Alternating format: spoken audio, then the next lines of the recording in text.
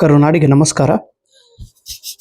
KSET 2025 paper 1 teaching aptitude, ಇದರಲ್ಲಿ 4ನೇ unit communication. ಇದರಲ್ಲಿ ಬರುವಂಥ ಒಂದು 100 ಇಂಪಾರ್ಟೆಂಟ್ ಕಾನ್ಸೆಪ್ಟ್ಗಳ ಬಗ್ಗೆ ನೋಡುತ್ತಿದ್ದೇವೆ. ಈಗ 33 ಕಾನ್ಸೆಪ್ಟ್ ಮುಗಿದಿದೆ. 34ನೇ ಕಾನ್ಸೆಪ್ಟ್. ಇಲ್ಲೊಂದು ನಾನ್ ವರ್ಬಲ್ ಕಮ್ಯುನಿಕೇಶನ್ ಉದಾಹರಣೆಯನ್ನು ಕೊಟ್ಟಿದ್ದಾರೆ. ನಾನ್ ವರ್ಬಲ್ ಅಂದ್ರೆ ಶಬ್ದದ ಮೂಲಕ ಮಾಹಿತಿಯನ್ನು ಹೇಳುತ್ತಿದ್ದಾರೆ. ಆ ಒಂದು ಸಂವಹನಕ್ಕೆ ವರ್ಬಲ್ ಕಮ್ಯುನಿಕೇಶನ್ ಎಂದು ಕರೆಯುತ್ತೇವೆ. ನಾನ್ ವರ್ಬಲ್ ಶಬ್ದವನ್ನು ಬಿಟ್ಟು ಅಶಾಬ್ದಿಕವಾಗಿ ಡ್ರೆಸ್ಸದ ಮೂಲಕ, ಚಿಹ್ನೆಗಳ ಮೂಲಕ, ಬಾಡಿ ಲ್ಯಾಂಗ್ವೇಜ್ಗಳ ಮೂಲಕ ಭಾವನೆಗಳನ್ನು ವ್ಯಕ್ತಪಡಿಸುತ್ತಿದ್ದರೆ ಅದಕ್ಕೆ ನಾನ್ ವರ್ಬಲ್ ಕಮ್ಯುನಿಕೇಶನ್. ಇಲ್ಲಿ mister Samarth completed MA in English. He is going to attend an interview. He dressed for the occasion. This is an example of non-verbal communication. Samarth ಅಂತೇಳಿ ಒಬ್ಬ ವಿದ್ಯಾರ್ಥಿ MA ಇಂಗ್ಲಿಷ್ ಓದಿದ್ದಾನೆ. ನೌಕರಿ ಸಲುವಾಗಿ ಇಂಟರ್ವ್ಯೂ ಹೋಗುತ್ತಿದ್ದಾನೆ. ಅವಾಗ ಆತನ ಒಂದು ಹೊಸ ಡ್ರೆಸ್ ಅನ್ನ ಉಟ್ಟಿಕೊಂಡು, ಹೊಸ ಡ್ರೆಸ್ ಅನ್ನ ಧರಿಸಿಕೊಂಡು ಇಂಟರ್ವ್ಯೂಗೆ ಹೋಗುತ್ತಿದ್ದಾನೆ.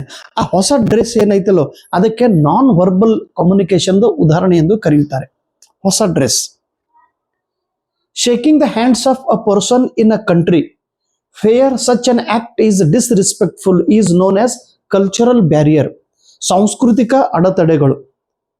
ಯಾವ ದೇಶದಲ್ಲಿ ಶೇಕ್ ಹ್ಯಾಂಡ್ ಮಾಡುವುದಕ್ಕೆ ಅಂದ್ರೆ ಕೈ ಕುಲುಕುವುದಕ್ಕೆ ಅನುಮತಿ ಇಲ್ಲವೋ, ಕೈ ಕೂಡಿಸುವುದರಿಂದ ಅದು ಡಿಸ್ರೆಸ್ಪೆಕ್ಟ್ಫುಲ್ ಆಕ್ಟ್ ಇದೆ ಎಂದು ಕರೆಯುತ್ತಾರೋ ಅಂತ ದೇಶದಲ್ಲಿ ನಾವು ಕೈಯನ್ನು ಕಲುಕಿಸಿದರೆ, ಕೈಯನ್ನು ಶೇಕ್ ಹ್ಯಾಂಡ್ ಮಾಡಿದರೆ ಅದು ಯಾವ ಸಮಸ್ಯೆಯನ್ನು ಉಂಟು ಮಾಡುತ್ತದೆ? This is known as cultural barrier, ಸಾಂಸ್ಕೃತಿಕ ಅಡೆತಡೆಗಳು. Decoding errors can occur when a wrong word is typed in an email and the intended message is misrepresented. ಇಮೇಲದಲ್ಲಿ ಒಂದು ಪದ ತಪ್ಪಾಗಿ ಟೈಪ್ ಆಗಿದ್ದರೆ, ಆ ತಪ್ಪಾಗಿ ಟೈಪ್ ಆಗಿರುವ ಪದವನ್ನು ನಾವು ಓದಿ ಬೇರೆ ಅರ್ಥವನ್ನು ನಾವು ತಿಳಿದುಕೊಂಡರೆ ಅದಕ್ಕೆ ಡಿಕೋಡಿಂಗ್ ಎರರ್ ಎಂದು ಕರೆಯುತ್ತಾರೆ. Decoding error.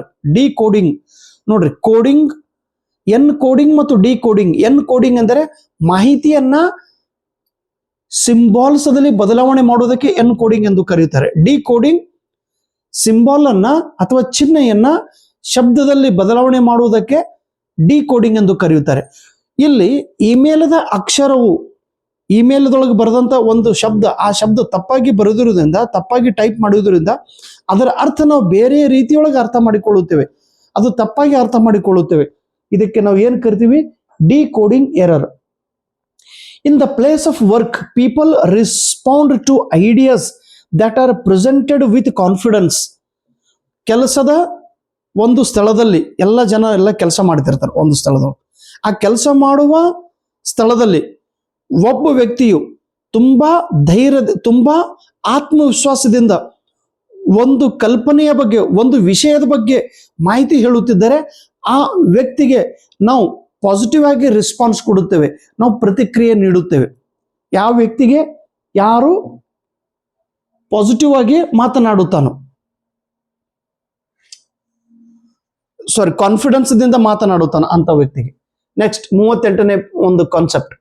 Mindful listening can help you address conflict or problem within the team.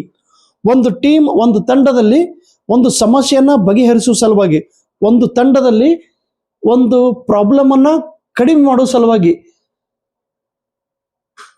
ನಾವು ಏನನ್ನ ಮಾಡಬೇಕು? Mindful listening can help you address the conflict. Mindful listening, ಒಂದು ಸಮಸ್ಯೆ ಬಗೆಹರಿಸೋಕ್ಕಿಂತ ಮುಂಚೆ ಆ ಸಮಸ್ಯೆಯನ್ನ ಸರಿಯಾಗಿ ಕೇಳಿಸಿಕೊಳ್ಳಬೇಕು, ಸರಿಯಾಗಿ ಅರ್ಥ ಮಾಡಿಕೊಳ್ಳಬೇಕು.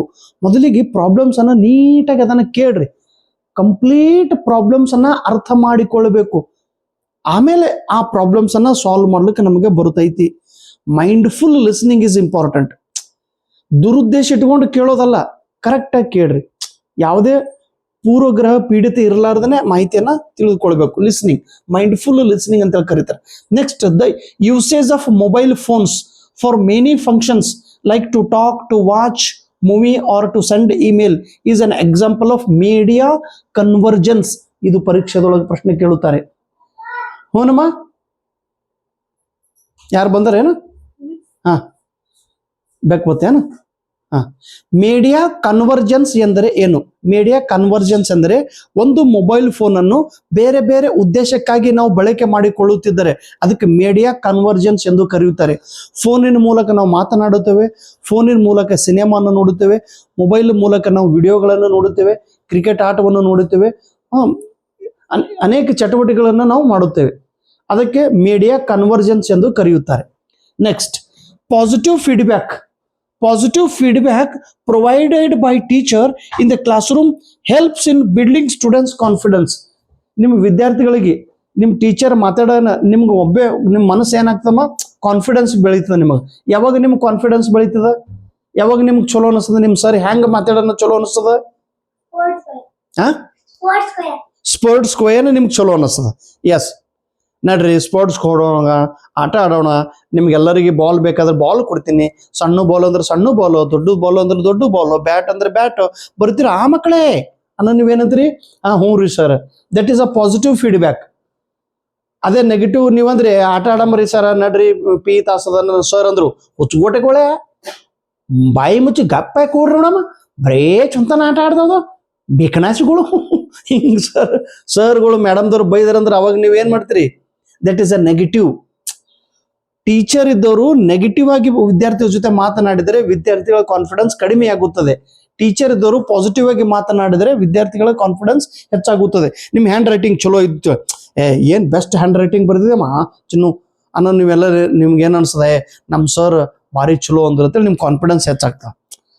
ಅದೇ ಏನ್ ದರಿದ್ರ ಹ್ಯಾಂಡ್ ರೈಟಿಂಗ್ ಅದಾವಲ್ಲ ಇಲ್ಲಂದ್ರೆ ನಾವು ಹಿಂಗೆ ಅನ್ಬೋದು, ಅಪ್ಪ ನೀನು ಈ ರೀತಿ ಇನ್ನೂ ಸ್ವಲ್ಪ ಸುಧಾರಣೆಯಾಗಿ ಬರೀ, ಸ್ವಲ್ಪ ಬೇರೆ ಸ್ಟೈಲ್ ಒಳಗೆ ಬರೀಬೇಕು, ನೀನು ಸ್ವಲ್ಪ ಬೆಳಗ್ಗೆ ನೀವು ಬರೀ. ಹೇಳೋ ಪದ್ಧತಿ ಪಾಸಿಟಿವ್ ಆಗಿದ್ರೆ ವಿದ್ಯಾರ್ಥಿಗಳ ಹತ್ರ ಕಾನ್ಫಿಡೆನ್ಸ್ ಬೆಳೆಯುತ್ತದೆ. Lack of clarity and coherence in providing information is an example of semantic barrier. Semantic ಅಂದ್ರೆ ಅರ್ಥಪೂರ್ಣ, ಒಂದು ಶಬ್ದದ ಅರ್ಥ. ಸಿಮ್ಯಾಂಟಿಕ್ ಅಂದ್ರೆ ಮೀನಿಂಗ್ಫುಲ್, ಅರ್ಥಪೂರ್ಣ ಅಡೆತಡೆಗಳು. ಶಬ್ದದ ಅಡೆತಡೆಗಳು ಯಾವಾಗ ಉಂಟಾಗ್ತದ್ರಿ? ಲ್ಯಾಕ್ ಆಫ್ ಕ್ಲಾರಿಟಿ, ಒಂದು ಶಬ್ದದ ಬಗ್ಗೆ ವ್ಯವಸ್ಥಿತವಾಗಿ ಮಾಹಿತಿಯನ್ನು ನಾವು ಕೊಡದೇ ಇದ್ದಾಗ, ಸುವ್ಯವಸ್ಥಿತವಾಗಿ ಮಾಹಿತಿಯನ್ನು ಹೇಳದೇ ಇದ್ದಾಗ, ಆ ಶಬ್ದದ ಅರ್ಥ ಪರಿಪೂರ್ಣವಾಗಿ ತಿಳಿಯದೇ ಹೋದಾಗ ಸಿಮ್ಯಾಂಟಿಕ್ ಬ್ಯಾರಿಯರ್ ನಿರ್ಮಾಣವಾಗುತ್ತದೆ.